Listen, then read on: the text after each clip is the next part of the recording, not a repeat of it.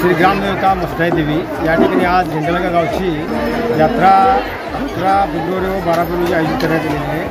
तसेच मी गजानन काकतकर ग्राम सुधारणा कमिटी झेंडलगा ग्रामदेवता सुधारणा कमिटीचा सदस्य आहे व ही यात्रा 2 दिवस भरवण्यात येते। पूर्वापार जवळजवळ आमच्या मंडपच्या पहिल्यापासून ही यात्रा भरवण्यात येत आहे। यात्रेचं महत्त्व म्हणजे असं की 2 दिवस यात्रेमध्ये सर्वप्रथम मंगळवारी म्हणजे माघी पौर्णिमेला ही यात्रा होते व मंगळवारी गाडा फिरवण्यात येतो गावामध्ये संपूर्ण। त्याचबरोबर नंतर देवीचा मान देण्यात येतो। त्यानंतर बुधवारी सकाळी पहाटे देवीच्या इंगळ्या होतात।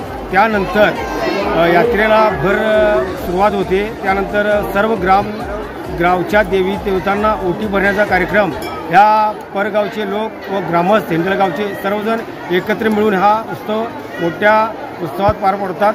त्यानंतर देवीचा हा गाराणा जो आहे हा उतरण्यात येतो व यात्रा ही सांगता होते। अशी या दिवस गेली सातत्यानं आमच्या झेंडलगावची पुरातन पूर्व परंपरा आहे। आमची ग्रामदेवता श्री मसनाई यात्रा अनेक वर्ष वाढवडल्यापासून ही जत्रा चालवत आलेली आहे।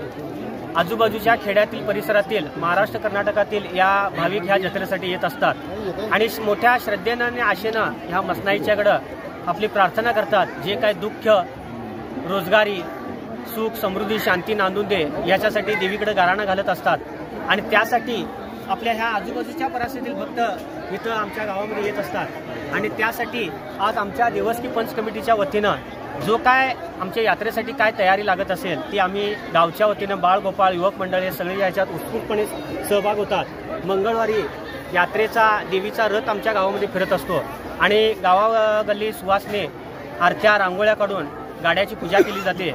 त्यानंतर इथं बळीचा कार्यक्रम देण्यात येणार असतो। त्याच्यानंतर गाराणा घालण्यात येत असतो आणि तोच गाराणा बुधवारी संध्याकाळी ठीक सूर्यास्त व्हायच्या अगोदर हा गाराणा उतरण्यात येत असतो आणि त्याच्यानंतर मोठ्या प्रमाणात आरती होते आणि आरती झाल्यानंतर मोठ्या महिला वर्ग मसनाई यात्रेची मोठ्या संख्येनं ओटी भरण्याचा हा कार्यक्रम इथं होत असतो।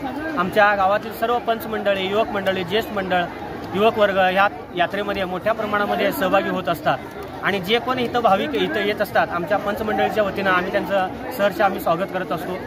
मोठे देणगीदार असतात त्यांचेही आम्ही स्वागत करत असतो। काय मानपान असं त्यांचं काय करत असेल आमच्या मंडळाच्या वतीनं आम्ही त्यांचं करत असतो। येणाऱ्या भाविकांचं आमच्या पंचमंडळीच्या वतीनं आम्ही त्यांचं हार्दिक स्वागत करतो।